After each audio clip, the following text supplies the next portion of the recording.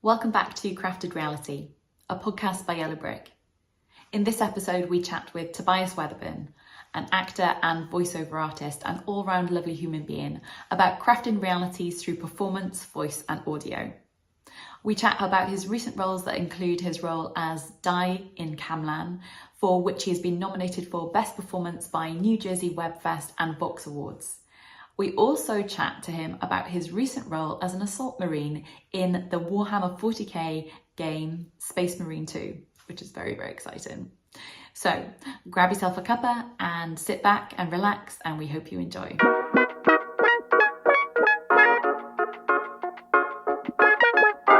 Hello, welcome to Crafted Reality. Thank you for having me. That's okay, it's more than a pleasure. So we are joined today by Tobias Weatherburn, actor, voiceover extraordinaire. So it'd be really nice for the listeners or viewers to hear a little bit about what you do. Yeah, that's always a weird question. It is, isn't it? Like I said, I'm an actor, voice actor, creative, which feels like a very weird open word. But yeah, I kind of work across theatre, some screen, and predominantly voice acting at the moment in games and different things like that. Yeah, I think that's it in a nutshell. In a tidy nutshell. Yeah, nice and clean. Yeah, nice and clean nutshell. Yeah. So how long have you been performing? Like, tell us a little bit about your kind of development from, I guess my understanding is you started as an actor and then has kind of changed or kind of moved into voiceover. So yeah, tell us a bit about that journey. So I trained at the Manchester School of Theatre in 2012 and left in 2015, so nearly a decade ago. Oh, that's fine. It's just time. It's just time. It's fine. Time is an illusion. It Lunchtime, doubly so. Yeah, so graduated from that, and predominantly the training there was more theatre driven. And at that point, we did some stuff on screen and radio. There was things with like... we had somebody come in and do units on different aspects of things, but predominantly it was theatre based. So after that I was sort of like, cool, I'm going into theatre, that's what I'm going to work in, not really having the brain of going like, it's not as easy as that, you don't just do it and go and do it.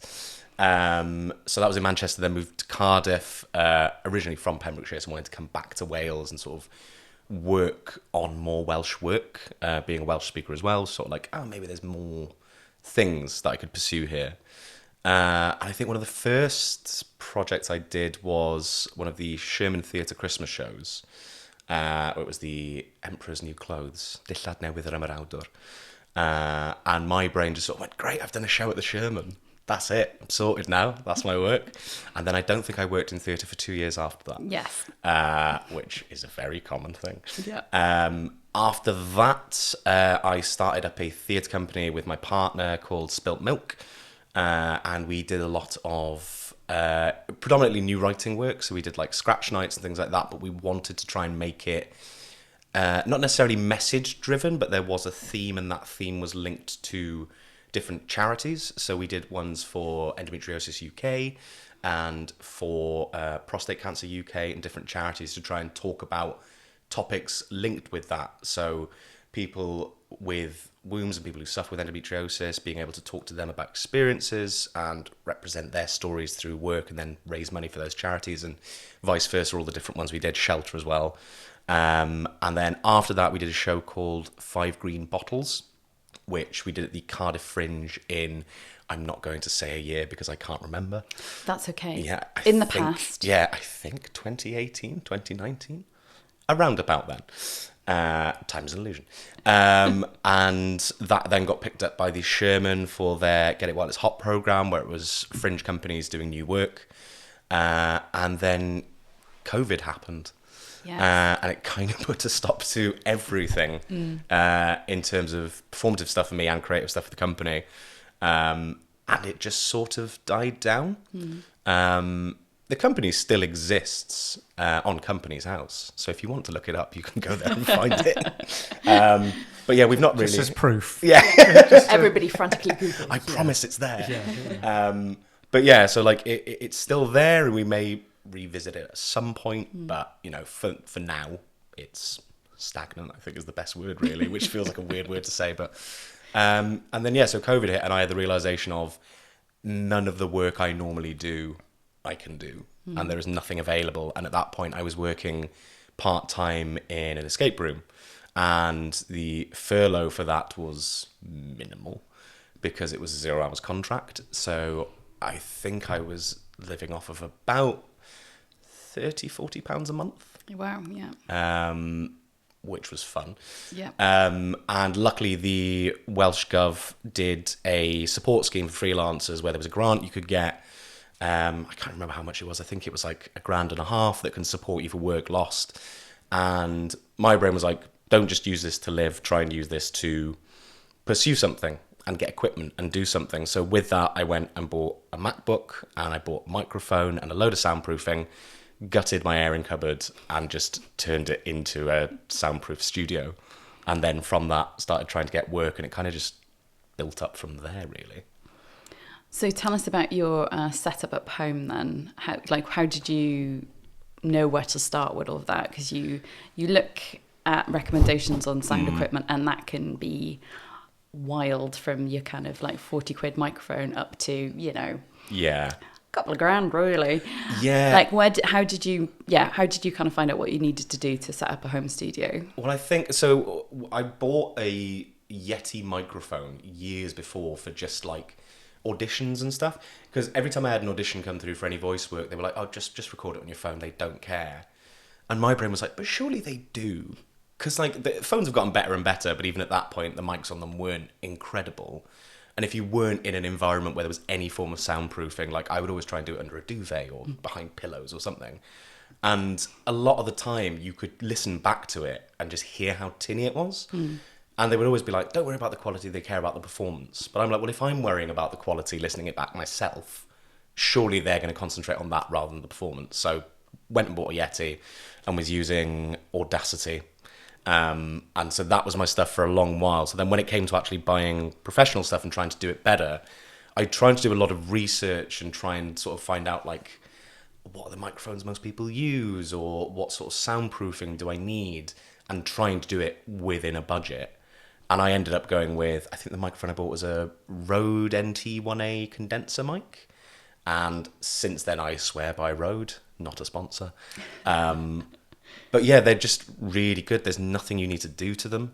You can adjust the gain and everything, because I run it through a Focusrite solo box for the interface. And yeah, they're just really easy to use and they're clean.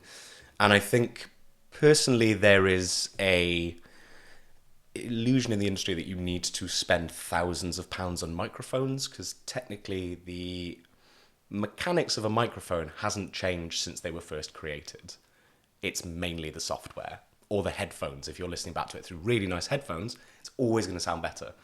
So yeah, you don't need to spend as much as you think, because I think that was at that point £120, £130. And then being told by someone in the industry, oh, what software do you use? Like, I use Audacity. And then just going, no. Don't do that. Don't do that.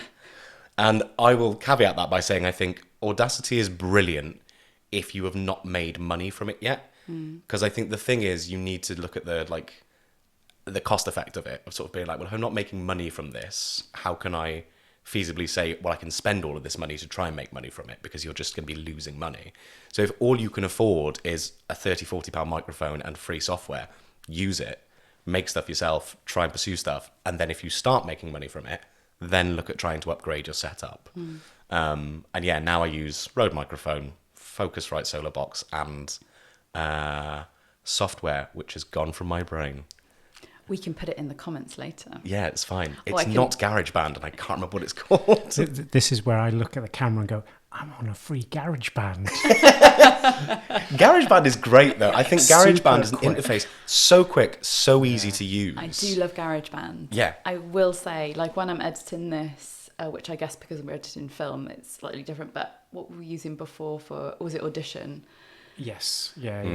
Don't know, my brain, I mean, the kind of like, it's the same thing that you're doing, but my brain, in terms of like the visual aspect of it, I just couldn't do it as quickly as I could on GarageBand. Again, not sponsored by GarageBand, or Apple.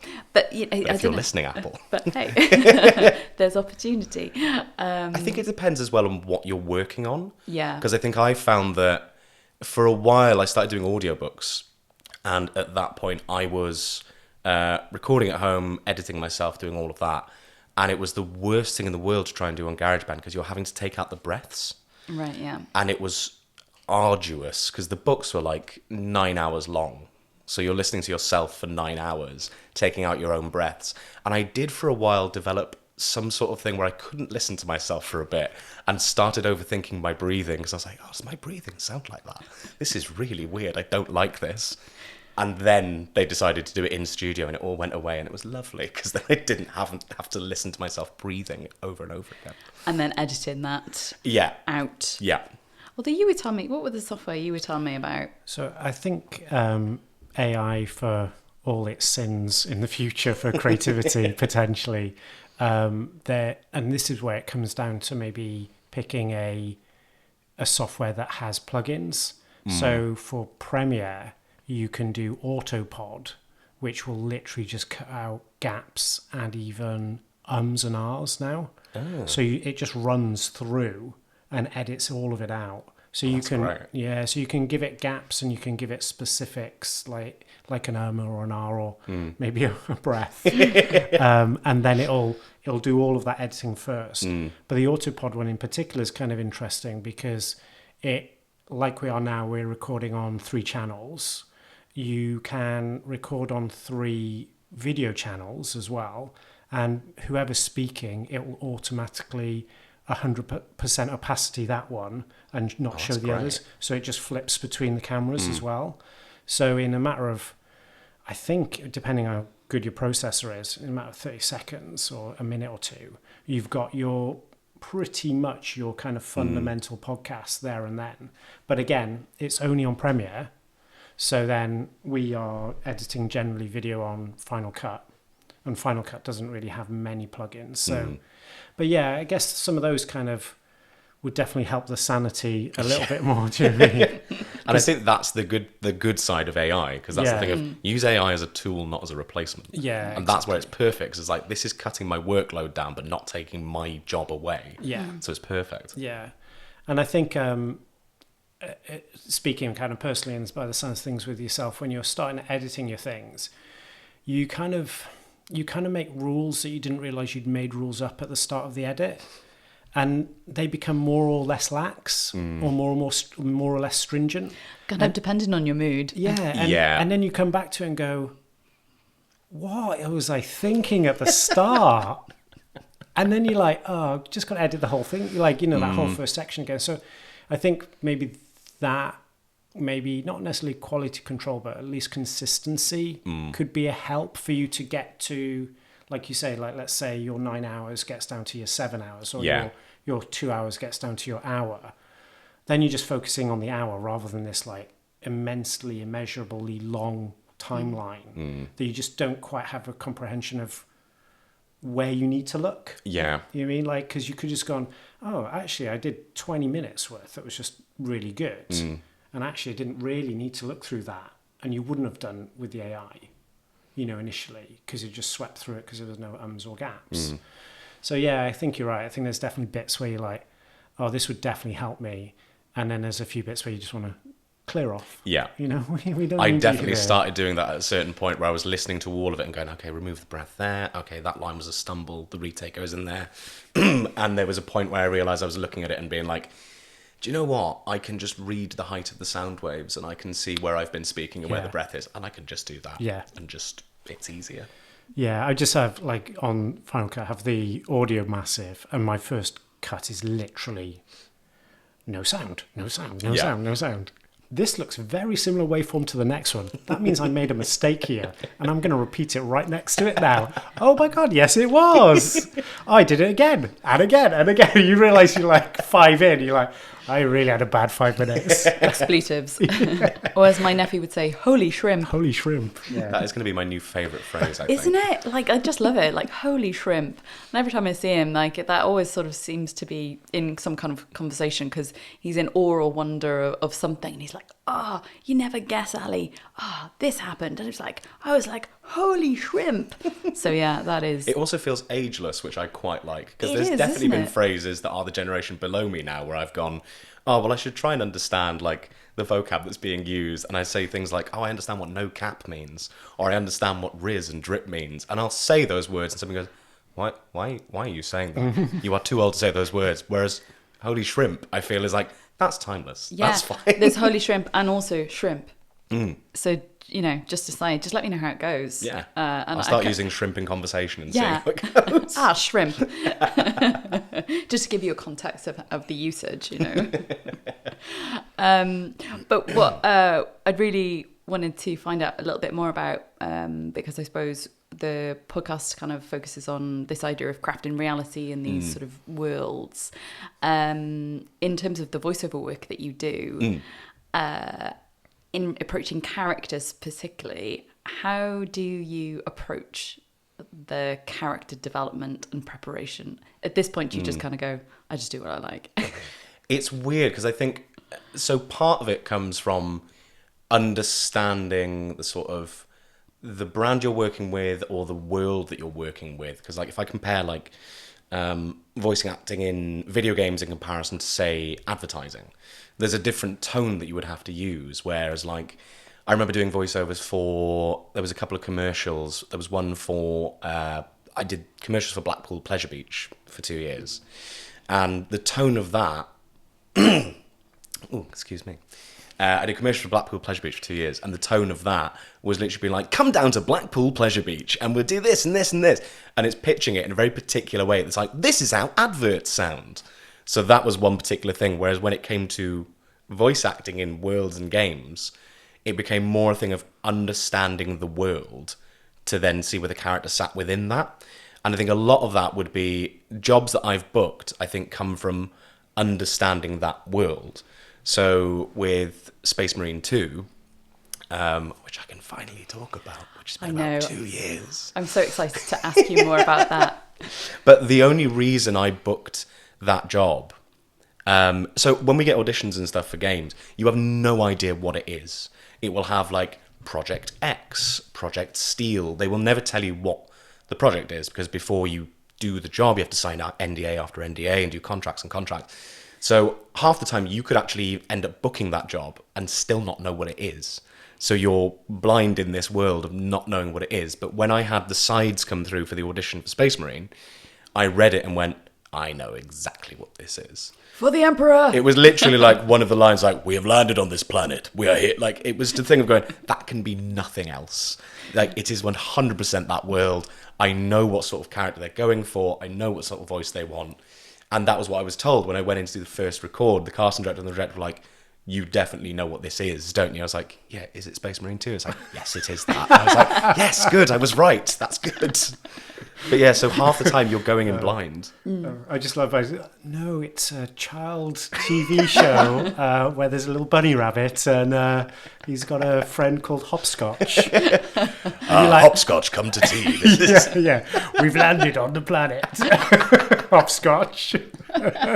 Incinerate. Wow, that's a dark TV show, but okay. Kids these days need drama. Yeah. It's fine. Yeah, from like age 6 months. There needs to be more peril. But yeah, you go in blind for so much of it, and then I think the one thing that really helped me with building character doing game acting was having directors that understand if you need physicality notes. Because I think a lot of the time, obviously depending how you're sat, how you're stood, will vary how your voice comes out. But when it came to performing in games, it was the thing of not realising how much physicality could change things. So yeah, working with, one of the very first sessions, working with director Josh Whedon, and we did a couple of lines, and he was like, okay, can you pretend that you have a bolter in your hands? Can you pretend that you have this massive gun? And literally just stood and changed the position, put my shoulders back, and instantly it went from like delivering the voice like this to delivering the lines like this, and it became a completely different portrayal. So from that point, I was like, every line I'm doing, I'm going to have the gun, or I'm going to have, like, my character has the thunder hammer. So it would have that thing that would change the physicality and change how it was presented. And I think at that point I was like, oh, this is theatre. This is great. This is just theatre on a smaller scale. Like, you can do so much within voice acting that you can't do within screen, for instance, where everything has to be minuscule and micro expressions and, you know, you're not portraying as much as you think you need to. Whereas games are like, I can be really over the top with certain characters, and it's really fun, and it's great. And then in terms of the world of Warhammer 40k, how much did you know about it beforehand, before you kind of got the job, or was it something that was totally new to you? So I knew a bit about it from when I was younger. So I used to paint miniatures when I was about 11. And I was Space Marines, the Ultramarines specifically. And I tried playing a bit of it, and I think I loved it for about 3 months until I had the combination realization of I'm not very good at painting, and there is a lot of maths in this game, and I'm not that good at maths either. So I just sort of left it behind and sort of like didn't really go back to it. And I think I watched the odd, like, there's a few animations and audiobooks, and the world is massive. Like, the franchise is absolutely huge, and I don't think I realised fully until working on this game and doing a bit more research and being like, this is so expansive, and there are so many different chapters, for instance, of the Space Marines, that you have like the founding chapters and all these different ones that come afterwards. I was like, this is huge. And I think that made me dive a bit more back into it and find a bit more love for it again. I'm still not good at painting, so I let my partner do that because they are very good at it.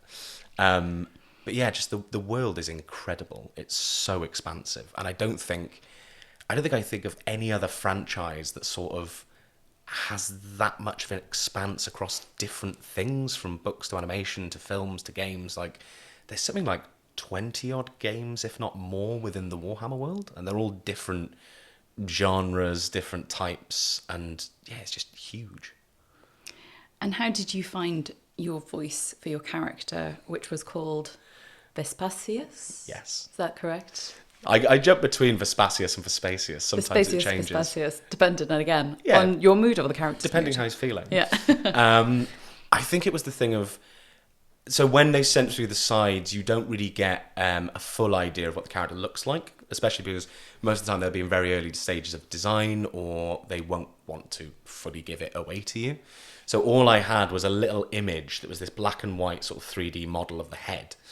And it had this robotic lens over the right side of the face. And I was like, okay, what is this? And then working out that it was that world and going, okay, so it's probably a Space Marine. They're huge. So my voice doesn't specifically fit that. Like, mine is resonant but sits a bit higher. So I was like, okay, so it needs to be deeper. They need to sound massive. So I think I spent a lot of time just going like, where does it sit? We'll go there. That's where it sits. And we'll read the lines like that. And it was just sort of that, playing around with noises and going like, does this work? No, this works. This is where it sits. Just doing that for hours. And my partner going, are you okay? You're doing strange noises. Like, I'm sorry, it's for work. I swear. And is this just generally in the house, or is this in your booth? So auditions is always in the house, unless there's recalls. This job was at the studio in Pit Stop in Croydon. But they have had to listen to me do very, very strange jobs, especially if I'm working on with an American client at the moment, which I cannot say what it is. But it's very cool. But having to do that at basically midnight to 2 a.m, because it's matching up with their time zone. And there's been things of me doing like barks and battle cries from this cupboard at that time of the morning. And the cupboard is next to our bedroom. So I will basically have to give them earplugs and sort of like, you try and go to sleep, and I'll try and keep the shouting to a minimum. But I definitely prefer being in studio as much as I love my cupboard. And does that affect your voice? You know, like waking up or being at that time? No, not massively. I think I will try and like not go to sleep before it. It will just sort of staying awake. And I think I tend to either drink honey and lemon constantly throughout the day, or there's a new thing I discovered that Nick Kroll, who is creator and voice actor on Big Mouth, was talking about, called throat coat, which is incredible. It's extortionate, so I don't get it a lot. Just for the big jobs. Just for the big jobs. For Space Marine, I needed it because there were 3-hour recorders where I can't really talk like this anymore. Because having to shout in that voice is knackering. Yeah. But it's got like marshmallow almost melted into the tea bag. So it becomes this thing of coating your throat where it's not medicinal. Because I think one of the mistakes a lot of people do is like, oh, I'll have soothers to coat my throat and soothe it. It's like all that's doing is coating it with like medical numbing stuff, and actually you're just hurting your throat. Whereas it's soothing it, it's all natural stuff, so it's not coating it as such, it's just soothing it, so it means the vibrations aren't tearing as much. But that was a very big tangent off of your question. But no, so there's not much difference, I think, recording at that time. And for recording voiceover for games, what other things do you have to do? Because obviously there's you have the visuals in the games, and then obviously the movement, but then also the vocalization of the movement. So how do you go about kind of doing those things to then, for the game designers then to obviously have a palette of character sounds really, or character effort, or character fighting sounds, or how does that work? So it's a fair few. You do several passes at each one, so you do several takes. So they have options, but it's all physicalized. Because I think, again, doing certain stuff, there's a game I'm working on at the moment where there was a bit where I had to climb a ladder. And doing that by just sort of being still and going, it doesn't sound right at all. Whereas if you physicalize it, going, it completely changes it. So I think all of it was physicalized, and you tend to do like 3 of each. So like, okay, we'll go for 3 of going up the ladder, 3 of going down the ladder, 3 of jumping, 3 of doing this, which is harder from my home studio because the floor is You don't have solid. a ladder. I don't have a ladder. Whereas all the other ones I've worked in, they've had these little hook-up ladders. Ladder today? Yes, of course you do. Bring the ladder. Actually, I've brought my own telescopic. I have all my tools. But like, yeah, I can't jump in my studio because it's upstairs. And so you just get noise. It doesn't work. Whereas they were basically like, well, don't jump. Just squat and then lift off your tippy toes. And then it's like you're going, Hah! So it's the actual noise of it. And it's still physicalized, but it's not the full physicalization that you're doing. But a lot of it is a lot of shouting, a lot of pretending to do things and hoping that sounds right. And for Space Marine, we were lucky when it came to the noises of either firing weapons, swinging weapons, doing any form of movement. There was pre-visualizations to work off of, so they had like in-engine footage of this is what it looks like when you're swinging the light attack, or this is the heavy attack. So it was really useful to try and work out the different levels for each of those things, because unless you have that, you're just going in at one level, sort of going, all right, I'm swinging a weapon. But if they're like, okay, well, if that's the light swing, what's the heavy swing? So you happen to be like, and elongating it. And out of context, it's very strange. Yeah, but when you see it alongside the animation, you're like, oh, no, that works. That's fine. And how long did the record take then for that one game? I think we recorded about 13, 15 hours, which is very strange as well, because remembering how much I recorded, because I've been playing the game, and there's so many things where like, oh, I've not heard that line yet, or I've not heard that line yet, and realising just, like, because I've played games for years, and I don't think I've truly realised the scale of how much you record that you might never hear. Like, it is in there, but unless you're partnered with this other character that you would say that one thing to, then you're never going to hear it. Or unless you find this one item on the map, you're never going to hear that line. So it's quite interesting going at it from that angle and knowing, oh, where is that line? Why have I not heard it? It's like, oh, it's because I've not done this. Whereas if you're going at it completely blind, not knowing any of the process, you're just like, well, those lines don't exist. I've not heard them. So yeah, it's quite weird. And what's your favourite bit about that particular job? I think the language that my character in particular had to use is really silly out of context. In world, it works completely because he is a pious zealot, very loyal, very serious. And it becomes, there's this really weird loving relationship between all of the Marines that come out through the lines that I didn't think existed at all. But when you see these like 7.5 foot men in massive suits of armour just being like, brother, are you hurt from that bullet? And it's sort of like, this is very odd and really lovely in this world where it's apocalyptic and everyone is like bioengineered creatures or humans. And it's just sort of like, oh, they just care about each other. Yeah. It's just nice. There is like, empathy. Yeah, it's like, I will pick you up, brother. Don't worry. I love that. And moving on to roles where maybe you have to do multiple characters, which I know you've spoken to me about before in previous conversations we've had. How do you even begin with that? And is that usually with audiobooks, or have you done that also with other roles that might be game roles or kind of podcasting roles? So I've done it across audiobooks, and it's done it in a few different games where it's been multi-characters. I think from the audiobook angle, it's a strange one, because I will tend to, like, if I'm ever doing the audiobook, I'll read it beforehand and then send the writer a couple of questions, sort of being like, so these characters, it might say they say it in a northern twang, or it gives a particular note as to their voice, but I will normally say, like, specifics of your character, where do you see this sitting?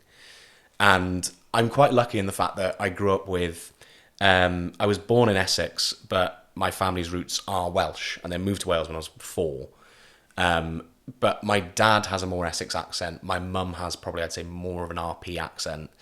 And then I grew up in West Wales. So I never really had a specific accent unless I'm with somebody else. So if I'm with somebody who's got more of a thick Welsh accent, I will drop more into my Welsh accent and that'll come out more. But generally, I think my voice sits middling between sort of like more neutral or Welsh. So coming to accents was always quite easy. But it has also pissed people off unintentionally. Because I remember being younger and going back home to visit my parents and having an interaction in Greg's in Haverfordwest, not a sponsor, where I was talking to my dad and my accent went a bit more Essex, talking to my dad, and then turned around to talk to the person at the counter. I was like, yeah, can I have 2 sausage rolls and a coffee, please? Anyway, I was saying, Dad, and she's like, are you taking a piss? I was like, what? What have I done? And it's like, you're doing my voice. It's like, no, I wasn't. No, sorry, that was my... it's a comfort thing, I think. I just sort of assimilate into somebody's voice, which, great for voice work, not for the real world. Not for social interaction. No. The guy's a psychopath. As they all edge away, 6 accents in. Yeah. There's a Bates to him. I don't like it. It's terrifying. But in terms of the voice work, it's super useful. So I think, especially in audiobooks, because, even if you have one main character or a group of 3 that you're following for the entire story, especially the books I do is DCI Waller franchise, so it's a detective franchise, and there's the core team of the force that work together, and then they're either in a different area or they're, chasing a different criminal or whatever. So there were always new characters every book. So I think it got to the point where the characters who were mainstays in the book, their voices just sort of live in my head. Whereas like the main character sounds like that because he's, bedraggled old cop. And then there is another one he works with who is a slightly larger gentleman who sounds like that. And then there is another detective who works with him who's from Manchester. So those voices just live in my head because I'm about 8 books into the series now. Whereas when it comes to other ones, it's sort of like working it out through accent and seeing what sits. Because I think a lot of the times they'll give you characters and be like, okay, you're auditioning for this, it's General American, or this character is Mancunian, or they'll give you a very specific thing. But if you're recording a character and they're not a massive part of the game, or they're an NPC with a fair few lines, but they're not like, hours of recording, they will tend to give you 2 or 3 other characters to voice alongside that, and that could be a soldier or a general that you come across. And a lot of the time you won't get that until you're in the room, until you're recording. So it becomes a thing of director going, what voices can you do? What accents can you do? And sort of being like, okay, well, but does this one work? Does this one work? And they'll go, we'll go with that. So it's not until getting to do it, you work out what you're going to do. And again, quite lucky being able to do accents, that there is options there. And luckily you never tend to voice characters that will talk to each other. I was going to say, because I can imagine that would just be an absolute nightmare. Yeah. I've only ever done that once, and that was for a demo. So it was never used for the full game. And they were basically like, well, you can stay with this main character that you were doing, and then, we'll get somebody else to fill in this one. But it was literally like, the character I was playing had like a northern accent like that, and then went to talk to another character who was like, sir, I'm here to talk to you. And I had to just be like, welcome, yes, come on in, you're going to be doing... And then I heard it back, it's like, why am I talking to myself? It's really obvious, it's really noticeable that it's still me. the illusion slightly broken. Yeah, because I guess when things are that close together, I wonder, if there's just kind of no way necessarily to change enough of the tone. But I suppose when there is a gap, maybe the listener can, there's a suspension of disbelief, isn't there, where you can actually accept that, or your brain can accept it, that there's two different people, but maybe together that'd be quite a challenge, wouldn't it? And I think this is one thing that I absolutely adore about games, that I think theatre does a lot, but you can't suspend your disbelief in the same way. Whereas like in theatre, you see somebody multi-rolling and they'll come off and they're wearing a different jacket, or they've got a wig on or something like that. You can believe they're a different character, but there is the part of your brain that's like, I know that's just you in a wig, or I know that's you and you're playing a different character. Whereas in games, I think because there's the animation, and again, I suppose the same in animation, like you very visibly are looking at a different character. So you could have the same person voice multiple characters in that game, and your brain doesn't necessarily, unless you're like trying to hear it, your brain doesn't register that that's the same person. And I think that's something wonderful that Larian Studios did with Baldur's Gate 3. Like that game is huge, and there are so many NPCs, and several of them are voiced by the same actors. You would have no idea unless you looked at the credits and went, oh, I didn't realise that person was this one, this one, this one. And they are brilliant because I think they make you care about every single character, no matter if they have one line. Like one of the most popular characters in that game is a talking squirrel, who you can only talk to if you can't speak with animals. And then it's this like really mouthy squirrel. It's like, get off my land, I hate you. And it's brilliant, but it's such a small moment in a huge game. But because they put that care into that one tiny character, it has a lasting impact. And I think that's just a really cool thing about there being multiple different voices, different characters.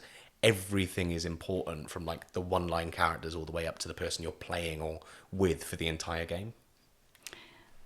I was just going to say, in the reverse of that, I think going to 40k universe again, and there's I think from about maybe a bit longer, maybe like 5 or 6 years, with the introduction of their books, well, not introduction, but the latest books all came with an audiobook.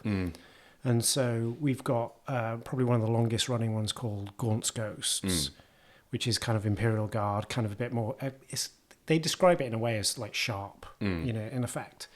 And that's audioed by, I think it's was audioed originally by a guy called James McPherson, I think it was. But then the more recent, it stopped and there's a big gap. And then Toby Longworth kind of took over. And I only know these characters by Toby Longworth's kind of in audio. And then you kind of go back, and I think it's a weird one because they'd already done a few of their books. It starts at like book 7. So we're up to date on one end, but then the other is being backfilled with a different person. Well, I probably get it the wrong way around, but effectively the difference of, I just can't get into that voice because you've already created your visual in your head from these people.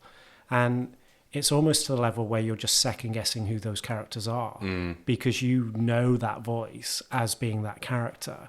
And then you're like, is this a new character? Oh no, that's that person now. And yeah, it's kind of interesting how, like you say, how immersive in a sense just having the audio is for that character, and how incredibly diverse a voice can be. It's how much it stays with you as well. Because I had a similar thing because the audiobooks I picked up on book 3. Right. So there was there was a narrator before me, another brilliant actor, Joseph Tweedale, who did the first 2 books. And then he was off doing rep, I think, in Scotland for 6 months, and was basically like, I can't fit it in with my schedule, so I was contacted to do it. And I've seen reviews of people going like, oh, there's nothing wrong with the new narrator, but I hear these characters in this voice and these ones, and I can't sit with it. And it's like, and I completely get that, because I've had that where I think in any medium, if you have an actor or somebody replace a character that you're so familiar with, or you feel like you have such an affiliation with, and you're like, oh, this isn't the same thing. But narratively, they're trying to say, no, it's exactly the same. Nothing's changed. But for you, you're like, no, but something has changed. It doesn't sit the same. I think also as well, like, it needs to be done in a way that it's just done. It's not addressed. You just carry on, and either people settle in with it and they're like, great, it's the stories I care about, doesn't impact it. Or they're like, actually, this doesn't work for me, I'm going to stop listening because, you know, it's completely the consumer's choice. When it's done in a way where they address it, I feel like it's incredibly on the nose, because they've done that with the new Captain America film, where they've not replaced the actor who played Thaddeus Ross died. William Hurt? Yeah, I think it is. Who passed away, and now that character is played by Harrison Ford. And in the trailer, there's literally a line where they say, like, oh, you look different, sir. It's like, yeah, I've had a shave. And like, come on. Like, just don't address it. It's, now I'm thinking about it way more because you've said something about it. Whereas if you just left it, I wouldn't have thought about it. I've just gone, oh, well, of course, that actor's passed away or something's happened and they've had to change the actor. And you just accept it. Whereas I think if you address it too heavily, it becomes, that's all I'm thinking about now. And I guess apart from a very few cameo roles in more of the Avengers films, he's not been in it for 20 years. No. Yeah. Because he was in the original Hulk also replaced with two different Hulks, but also replaced with Edward Norton. So, you know, it's like, yeah, and you're not the same Hulk, but okay, let's move on. Because that happened with the Space Marine game, because obviously this is a sequel. I think the first Space Marine game came out 11 years ago. It was a long while ago. And the main character, Titus, was originally played by Mark Strong. And this time around it's played by Clive Standen, who was absolutely brilliant. Was in Vikings and lots of other stuff. Very, very good actor. I think he was in the TV series of Taken as well. But like, he just took it on. And so much of the discourse that was happening online before it even released, or they'd heard anything about his performance, was sort of like, where's Mark Strong gone? Why isn't Mark Strong in it anymore? And I think most people went, he's probably too expensive now. Like, he is much more famous than he was 11 years ago. So, you know, and I don't think he's done any other games. So it could also just be he's not interested in working in that industry. Yeah. But yeah, there was so much discourse about it. And I think the second people heard the clip of him, it's like, no, this is perfect. He's exactly right. But there will probably be people who would not have wanted to play it because Mark Strong was not doing it. So I think, yeah, it is an interesting thing that you either commit to it and it doesn't matter, doesn't make a difference, or you just go, no, it's not for me. I need the original person. And it even kind of extends to, you know, when you read a novel and then that is either interpreted through film or TV or even radio. I'm just thinking of your mum and Bosch. And Reacher. So Julian's mum is an avid reader of those kind of serials. But then when it came to the visual, you know, portrayal of it, I guess she's built up in her head, as you do when you read books, what that person looks like, what that person... Oh, he's too short. Oh, he's too tall. Oh, yeah. You know, what the person sounds like. And then the reality of it then is just totally different. And it kind of, I think it's broken it for her a little bit, hasn't it? But we do, don't we? Bosch is interesting, isn't it? Because they also moved him up technically 30 years because he was a tunnel rat in the Vietnam War in the books. And in the TV show, he's now Afghanistan, Iraq kind of time as a special forces officer. So by default, you could argue, due to the 30 or 40 years difference in time, that person would be a different person, even if they were the same person. You know what I mean? Like, going back to the kind of idea of technology, the way of fighting, all those things would have been different. You know, and you can hear some tippy taps. That's probably our dog just having a little stretch. Hey, Bobby. You know what I mean? So by default, that person changes because of environment. And then Reacher is set now as well. Even that's probably, I don't know, like probably 10 years older than it was back in the day. And the casting she really hated Tom Cruise though. Because, this I mean, that is definitely a bad cast. The Tom Cruise, Jack Reacher, she's like, oh, that's just ridiculous. That just would never be the person. But it's when sometimes as well, when people get what they want, it makes me laugh because the new Deadpool and Wolverine film, and spoiler for anyone who hasn't seen it, obviously there's multiversal stuff and they meet different Wolverines. And there's a bit in it where they have a comic accurate height Wolverine. and I think he's like 5'1" Yeah. or something. Yeah. And they basically were just like, here you go, this is what you wanted. You all complained 20 odd years ago when Hugh Jackman was cast as Wolverine that he was too tall. This is what it would be like. And people were like, nah, it doesn't work. Yeah. It doesn't work. It's not the same. It's not the same. No.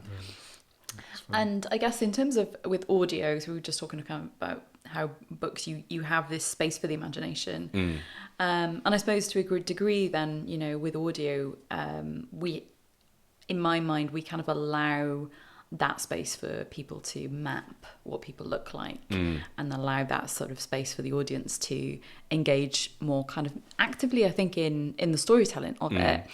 And I suppose in terms of with projects that you've worked on, what's been the project that has really built a world really well?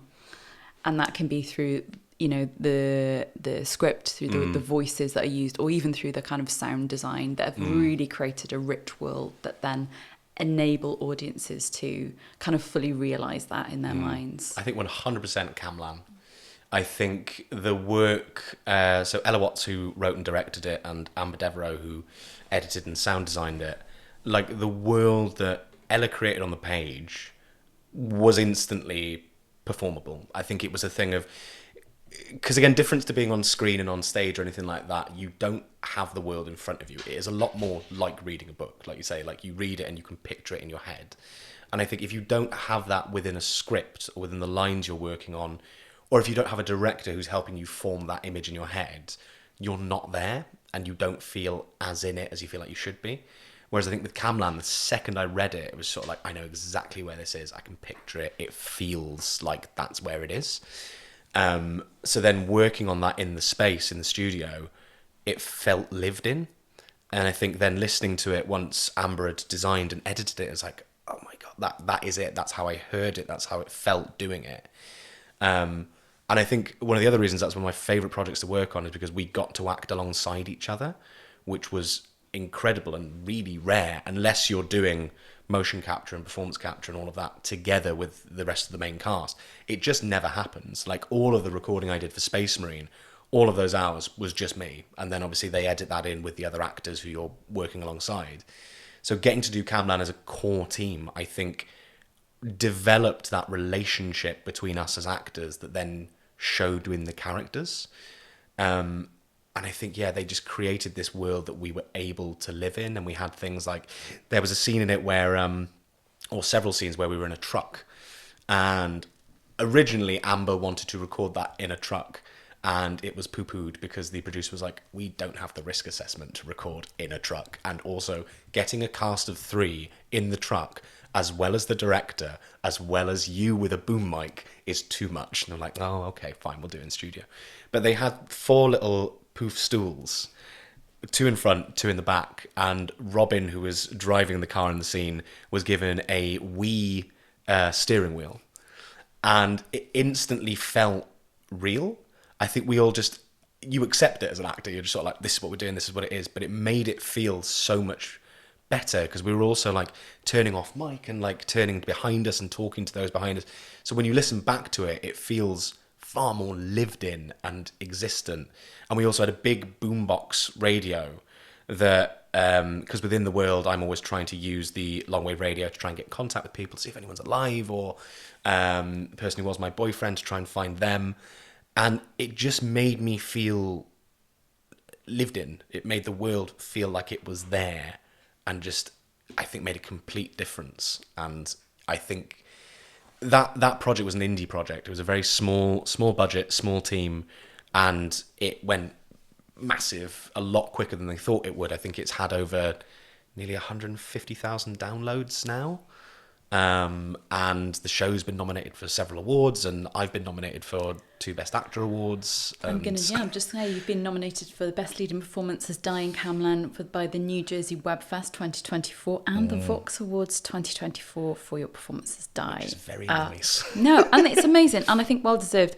And I think, there's something quite special about Camlann, and I think you do, when you listen to it, you do absolutely feel so immersed in that world and so connected to the characters as well in lots of different ways.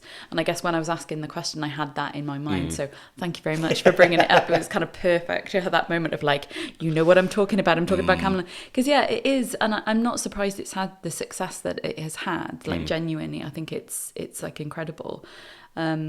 What kind of, how long did that sort of process take in terms of recording? Because there's how many episodes? Is there? There's 9. 8, 9. Okay, yeah.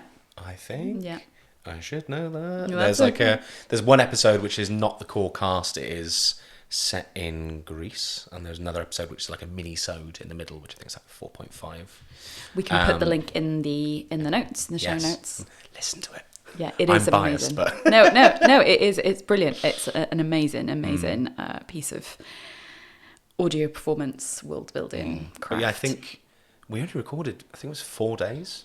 Wow. So all of those episodes were over 4 days because we had a break midweek. Yeah, it was a really quick turnaround, and I think for me, I always get quite stressed when I'm working on new projects because I think one of the weird things of the creative industry, be it working in theatre, screen, audio, anything, is so often you're working with people you've never worked with before. And you're committing a lot to that because you have no idea how it's going to go. And I think that project for me, we were working up in Glasgow. I'd never been to Glasgow before. Had never worked with any of these actors, the director, the sound designer, producer, never worked with any of them. And I think there's always that nervous energy that comes in day one. And within theatre, it's all right because you have most of the time 4 weeks to work together and then you're performing for a week or longer. So you develop that relationship in the room.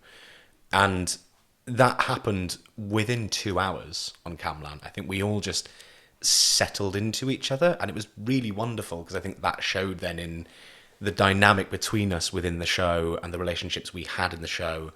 And Harad, who plays Morgan, we basically ended up having like a sibling relationship and teasing each other and playing tricks on each other within a day of knowing each other. It was very strange how quickly we all just sort of bonded and got to know each other. And I think that just had a massive impact on it. And I think it made us all way more comfortable. And obviously the process of the show as a whole took a lot longer because there were other characters who were either recorded remotely or Ella worked with them back up in Manchester and stuff like that. So there was a lot longer process. But yeah, for us, it was sort of a 4-day whirlwind.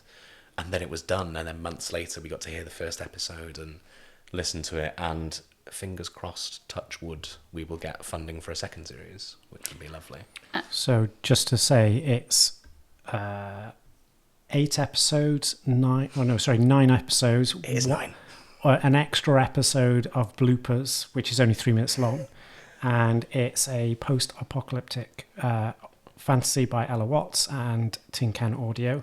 Or alternatively, as it says here, it's about 3 idiots and a dog in Wales, funded by Creative Scotland. And as Ali said, we'll put a link of the Spotify kind of thing in the notes. And we'll also put a link to their Patreon page as well, because there seems to be plans for a season 2. Yes, yeah, we are looking at different funding opportunities and different things at the moment. One of the funds that originally helped the first series has sadly disappeared now, which was Creative Scotland's, I think, individual creative fund. I might be getting the title of it wrong. But sadly, that funding was recently taken away in August, which... sad for the show, but I think sad in general because that funded so many projects in Scotland. And I think obviously it's just a thing across funding platforms in general at the moment that there is less money to fund things, so less things are getting made. And I think, you know, it's making people have to be creative about the ways they make things, which is good in one way. That's not me drinking, by the way. Yeah, sorry, there is a dog now. Our dog, Bobby, is drinking Julian's water, which is on the floor. From the glass. From the glass. Floor. So yeah. we're just going to... It is quite hot in here. We're just going to allow this to But happen. we can't open the windows because there's so much noise outside. This is why the podcast is limited to 2 hours, because there's only that much oxygen in the room. Yeah. I would say that is another major preference between my studio and recording in a studio. They have very quiet aircon. My studio does not. It's just intensely It's hot. a hot box. Yeah. Oh, Bobsy Bear. I'm just going to replace this. Yeah. Oh, Bobby Bear. Good girl. Oh, I'm just gonna have like a little bit of water because I'm so thirsty. Been doing so much talking. Yeah, I'm just so full of effort here. Are you gonna go back on your beddy? Yeah, on your beddy, baby. No, you're pottering. No, I'm pottering now. She wants some more water now. Just put the new one down and then that'll be it. Are you gonna settle down, chicken? Yeah, put your bummy down. Where's your bummy? Thank you for joining us on this episode of Crafted Reality with me, Ali John, and my partner in crime, Julian Sykes. Remember to like and subscribe and share with anyone you think might be interested. And if you really like the podcast, remember we have a brand new Patreon page. The link is in the show notes. We appreciate all of your support. Thanks for joining us again, and we will catch you next time.